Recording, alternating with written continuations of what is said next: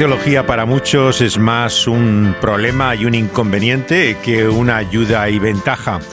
El cristianismo evangélico ha visto con sospecha particularmente la teología moderna. Se ha mantenido al margen de ella y generalmente es bastante ignorante incluso de lo que supone. Cuando estudié teología, antes había estado ya con Stott en el Instituto de Londres para el cristianismo contemporáneo. Esto fue antes incluso de hacer periodismo. No conocía entonces más que dos tipos de evangélicos: los que no saben nada de teología y los que están tan fascinados por ella que parece que pronuncian el nombre de cada autor con una devoción casi sagrada y repiten sus expresiones como si fueran papagayos. El protestantismo en que me había criado bien era de dos tipos, o fundamentalista o liberal. No había un término medio. En un sentido me temo que las cosas tampoco han cambiado tanto de los años 80. La mayoría sigue despreciando la teología o tiene posturas lo más extremistas posibles. Pero hay siempre una minoría abierta que acaba absorbiendo con sus lecturas todo el paquete, digamos, de la teología moderna, hasta ser incapaz de ver ningún problema en ella. John Stott me enseñó, sin embargo, que había una tercera vía. El problema es que como él vivió a finales de la Segunda Guerra Mundial y yo mismo experimenté a una fecha tan tardía como finales de los años 80, estudiar teología como evangélico en la universidad no es fácil. No es un camino más que solitario si quieres seguir siendo fiel a la Escritura.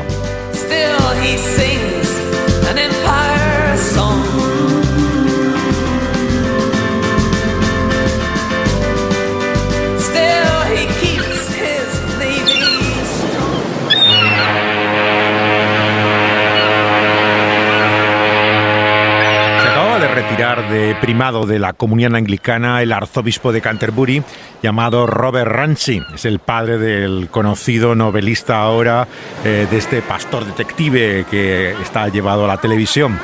Se había convertido en Lord una vez retirado y se enfrentó al gobierno conservador de Margaret Thatcher. Él venía del anglocatolicismo, pero tenía ideas cada vez más liberales y estaba embarcado en un crucero. Iba a celebrar su jubilación en el impresionante transatlántico del Queen Elizabeth, el segundo de los grandes barcos que sucedieron a los transatlánticos recorriendo el océano. Se encontró en el barco a un evangélico estadounidense. Venía de Carolina del Norte. Se llamaba David Spence y era amigo de John Stott. Tanto que llegó a ser su albacea literario, el que realmente controlaba los derechos de sus obras.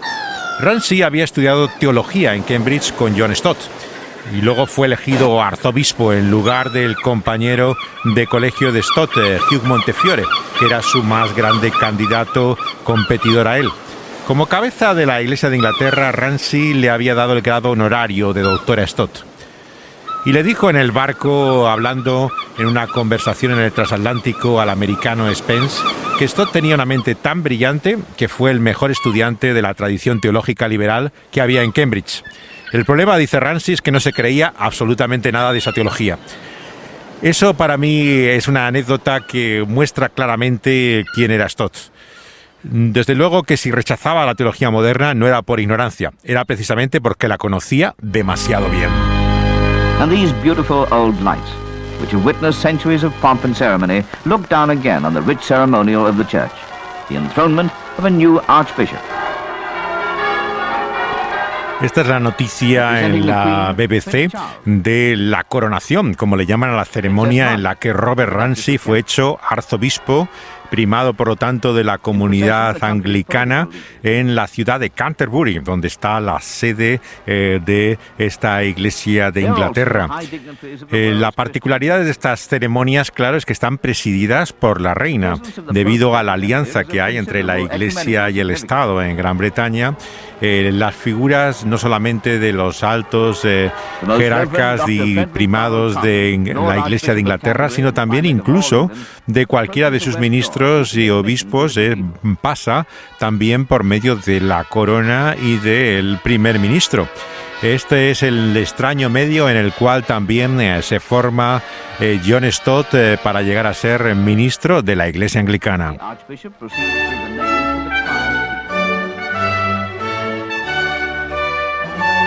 Un amigo de Stott en aquellos años era el que llegó a ser también teólogo evangélico, el metodista Donald Inglis. La Iglesia metodista es una escisión a raíz del avivamiento del siglo XVIII evangélico en la Iglesia de Inglaterra. Y él se hizo amigo de Stott y recordaba lo solo que estaba en ella. Era uno de los pocos que no veía las cosas como les enseñaban. Donald Inglis recuerda que esto paradójicamente en Stott le llevó, y esto siempre me llamó la atención, a estudiar más profundamente y detalladamente la Biblia. En vez de a desanimarle, le llevó a enraizar cada vez más su enseñanza en sus creencias, y la doctrina se hizo parte de él. Tanto que su profesor liberal más conocido era, tal vez junto al congregacional C.H. Dodd, que era el más famoso de ellos, Raven. Llegó a decir de Stott que tenía el récord de mayor número de versículos bíblicos memorizados correctamente en el examen final. Stott se sabía muchos pasajes de la Biblia totalmente de memoria y los citaba con versículo y capítulo sin mirar el texto bíblico. Como una metralleta disparaba textos en las clases y te quedabas siempre asombrado de cómo acompañaba cada enseñanza con la base bíblica de memoria. Él comparaba lo que Dodd decía en sus clases sobre el Evangelio de Juan, estaba enseñando entonces, que era su tema preferido, desde el trasfondo helenístico. Este teólogo liberal mostraba los argumentos que realmente se mantenían entonces, como todavía hoy, en la crítica bíblica. Al mirar a los 200 estudiantes que lo rodeaban, Stott observaba que se tragaban cada palabra del profesor que decía sin el menor sentido crítico. Se dio cuenta enseguida de que era la única persona que no estaba de acuerdo con él. No había sentido crítico en torno suyo. Otro amigo suyo, esta vez de origen cuáquero, era Oliver Barclay. Él recuerda que lo más difícil para Stott era la extraordinaria confianza con la que se asumían las especulaciones del momento, como si fuera una verdad obvia, indiscutible. Dodd estaba en la cumbre de su carrera académica cuando Stott estudia con él. A pesar de no ser anglicano, él era de origen congregacional, le habían dado la cátedra hacía 7 años en Cambridge. Era el primer profesor que había, de hecho, que no era anglicano. Pertenecía a lo que llamaban las iglesias libres, la que los congregacionalistas también era una iglesia que había surgido independientemente de la anglicana. Stott recuerda que hablaba bien, escuchaba extraordinariamente bien, decía. Él le describe físicamente a Dodd como pequeño, como un pájaro agudo, lúcido, preciso, y tenía también un lado encantador. Lo que me recordaba siempre la frase de ese gran amigo de Stott que era Dick Lucas, otro gran predicador anglicano evangélico que hubo en Londres y que decía que todos los herejes suelen ser encantadores. I'm an old boy. I'm liable to say that the old was better. I think we didn't really know what we were doing. In fact, the situation was dire, because on the whole, men don't go to church in this country.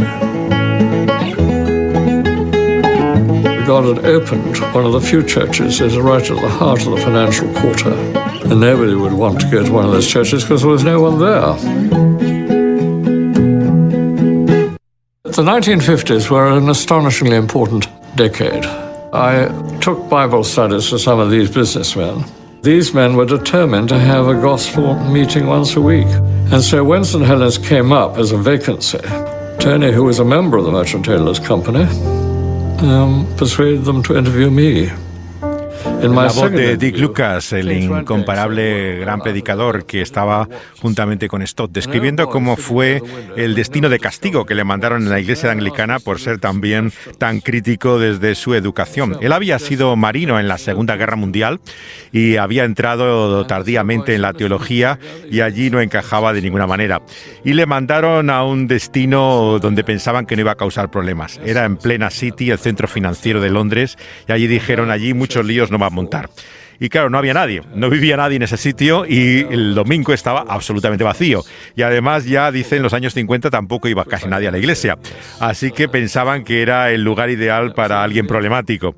Lo que cuenta Dick Lucas en esta entrevista ya a sus 90 y tantos años es que empezó a hacer un culto al mediodía durante la semana y venía la gente que trabajaba en las oficinas durante 20 minutos a escucharle predicar el Evangelio siguiendo textos bíblicos consecutivos, como hacía Stott también en su iglesia en el centro de Londres.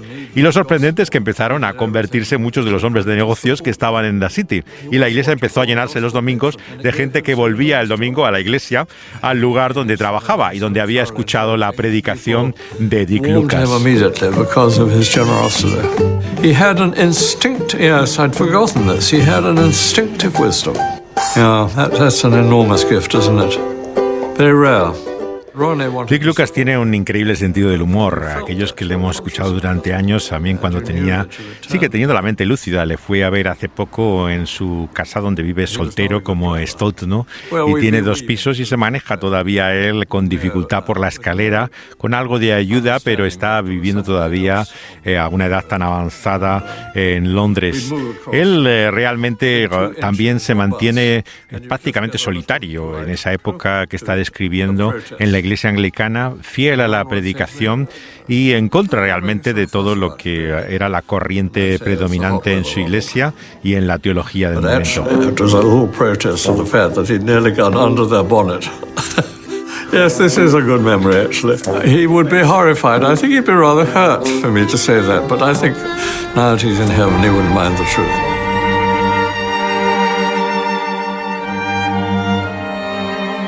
Sobrevivir estudiando teología no ha sido nunca una tarea fácil, pero menos a partir del siglo pasado. Y eso que comparado con otros, C.H. Dodd tenía más base bíblica que otros profesores que tuvieron Stott y Lucas. Representaba en cierto sentido una vuelta a la ortodoxia. A Stott le irritaba siempre la excesiva confianza con la que hablaban estos teólogos liberales. Era realmente un tono impostado y absolutamente intransigente, considerando que sus opiniones eran lo último que se podía decir y que no había nada más que añadir. Asistía a todas las clases, a diferencia de las de otros profesores que ni siquiera se molestaba al ir, leía el libro que era lo mismo, pero resistía a los argumentos siempre que les enseñaban. El profesor que tuvo de evangelios sinópticos, por ejemplo, era B.T.D. Smith, que de joven había sido también ardiente anglo-católico como Ramsay, pero había perdido la fe. Según Stott, no creía que fuera siquiera creyente. Le recordaba una expresión del teólogo suizo Oscar Cullmann en su Cristología del Nuevo Testamento del año 59, que decía que algunos como Smith parecen tener un placer casi sádico en encontrar discrepancias en los evangelios. Se entretenía constantemente en buscarle todos los problemas que pudiera encontrar en la Biblia para poner las mayores dudas posibles en sus estudiantes. Solamente el vicepresidente de Ridley, C.F. de Maul, era quien comenzaba el curso con una oración. Realmente no había en las clases el menor elemento espiritual. Stott observó cómo el liberalismo se iba volviendo cada vez más negativo. Había llegado a una aridez tal que estudiar teología era entrar, dice, en un desierto espiritualmente.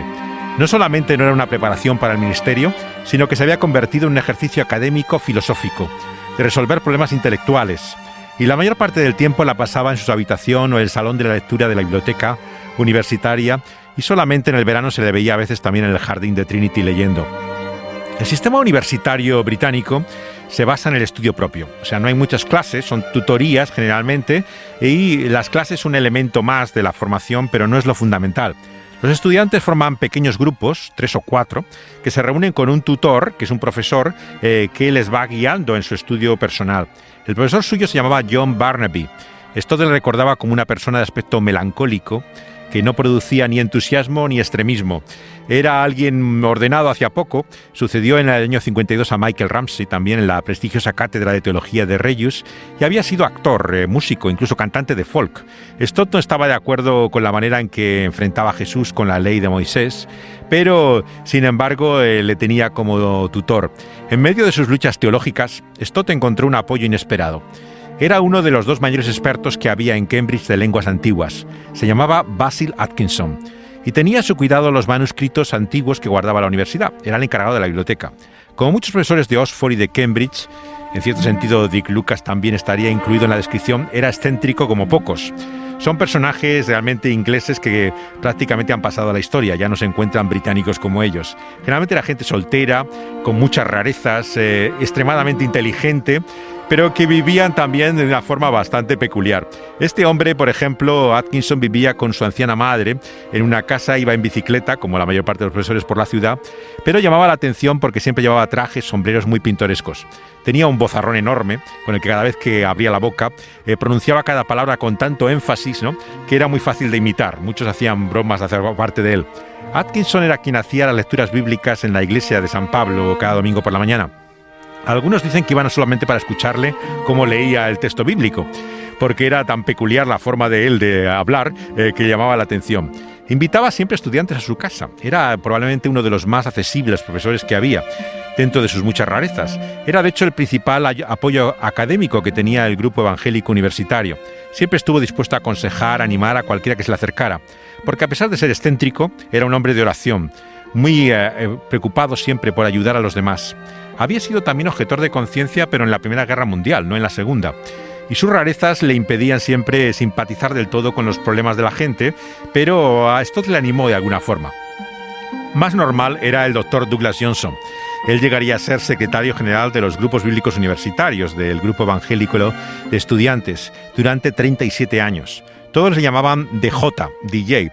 Quería haber sido un médico misionero, pero se quedó en Inglaterra.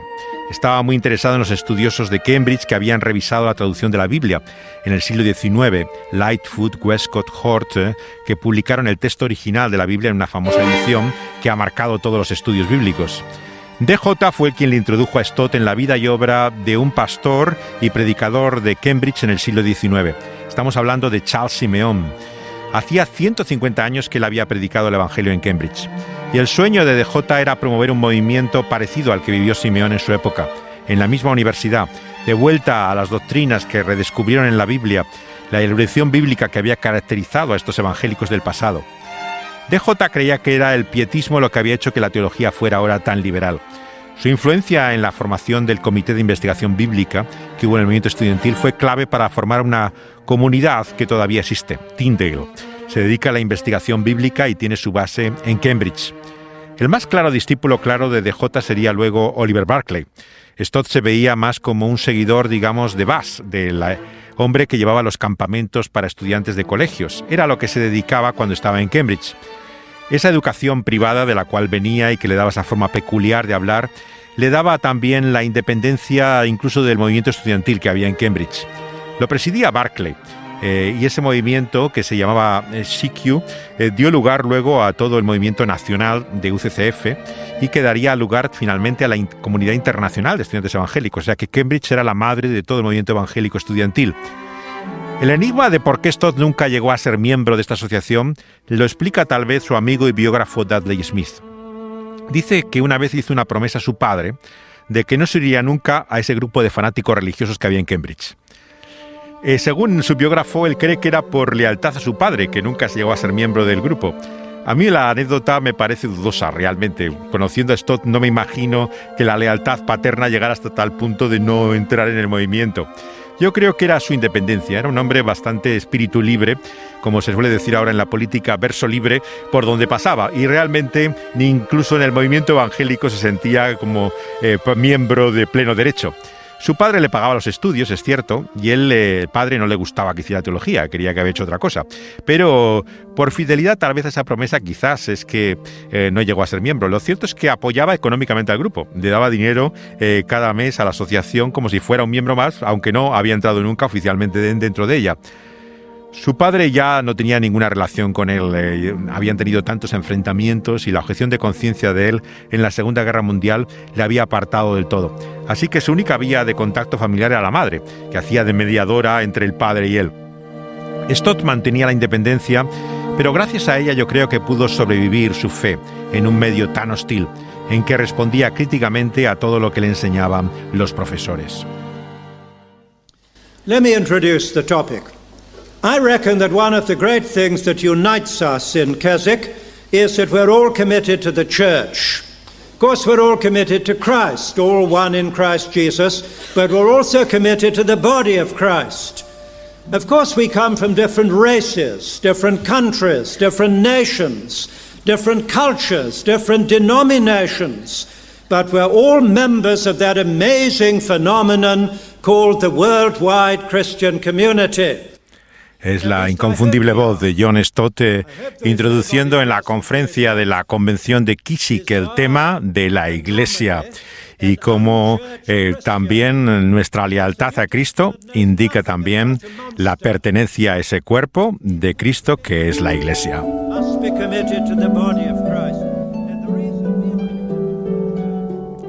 La educación de un ministro evangélico anglicano tiene la peculiaridad del compromiso con el cual se vive en la Iglesia de Inglaterra las tres diferentes ramas que lo forman. Hay un aspecto de la educación que es común, el que te recibió en la Universidad Stott, pero también en ella misma había un lugar llamado Ridley Hall, que preparaba para la ordenación al final de los estudios a los candidatos específicamente evangélicos. Stott era crítico también con este centro porque estaba demasiado anclado en el pasado. Tenía poco interés en la exégesis precisa de la Biblia y mucho desinterés por todo lo que era contemporáneo. Fundado en 1881, era una respuesta práctica al ritualismo anglo-católico, la rama que hay juntamente con la liberal en la Iglesia de Inglaterra, y la propaganda racionalista en la que se basaba la teología moderna. Había tenido al principio el apoyo de Lightfoot y Westcott, los editores del texto del Nuevo Testamento, pero luego lo consideraron demasiado estricto y ya lo habían dejado su colaboración. Había sido fundado por el que luego fue obispo de Durham, Handley Mole. El director, desde hace 17 años, era un hombre llamado Gibson. Había nacido en París, curiosamente, en 1880, era el siglo XIX cuando había nacido. Era hijo de un pastor metodista, no anglicano. Se había hecho anglicano por su esposa. Y era tan poco anglicano que no llevaba casi nunca el collar clerical, cosa que era bastante raro en los ministros anglicanos. Como Stott siempre llevaba traje y con una flor en el ojal. Se contaba de él incluso que había pensado huir el día de su ordenación anglicana porque no soportaba la atmósfera clerical. Aquella generación de evangélicos en la Iglesia de Inglaterra tenía tal manía a todo lo ritualista y eclesiástico que realmente tenían una aversión profunda. Gibson le molestaba tanto lo eclesiástico que le influyó mucho, yo creo, en Stott en la indumentaria, porque en su medio era bastante habitual que llevaban por lo menos el collar clerical, pero Stott rara vez se lo ponía, a no ser que fuera una circunstancia oficial. Gibson parecía que se lo ponía cuando no tenía más remedio tampoco. Eso caracterizó al rector de All Souls también que tenía Stott al principio, Earnshaw Smith, que fue su ayudante al principio del ministerio. Este aspecto casi provocador era muy típico de esta generación de Stott y Lucas. Los jóvenes que le siguieron cambiaron bastante. Les preocupaba mucho más conformarse al medio anglicano, ser aceptables académicamente. Y ahora por lo menos hay medio centenar de profesores evangélicos en las universidades británicas. Pero no tienen la radicalidad que tenían aquellos hombres. Por ejemplo, Bruce entonces comenzó su carrera académica y venía de asambleas de hermanos y tenía también un estilo marcadamente evangélico.